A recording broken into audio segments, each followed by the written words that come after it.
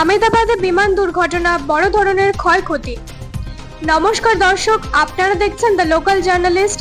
এই মুহূর্তের বড় খবর আপনাদের সামনে।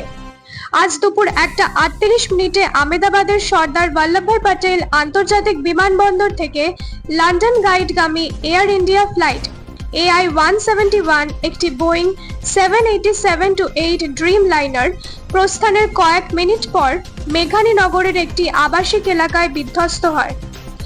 বিমানে 230 জন যাত্রী, 2 শিশু সহ এবং 12 জন ক্রু সদস্য ছিলেন। দুর্ঘটনায় 90 থেকে 133 জনের মৃত্যুর খবর পাওয়া গেছে, তবে সঠিক সংখ্যা এখনো নিশ্চিত হয়নি। বিমানটি বিজে মেডিকেল কলেজের একটি ডাক্তারদের হস্টেলে আছড়ে পড়ে, যার ফলে বেশ কয়েকজন মেডিকেল ছাত্র ও কর্মী আহত হয়েছেন। উদ্ধার কাজে এনডিআরএফ, পুলিশ, দমকল বাহিনী এবং স্থানীয়রা কাজ করছেন। ঘন ধোঁয়ার কারণে উদ্ধার কাজে বাধা সৃষ্টি হয়েছিল।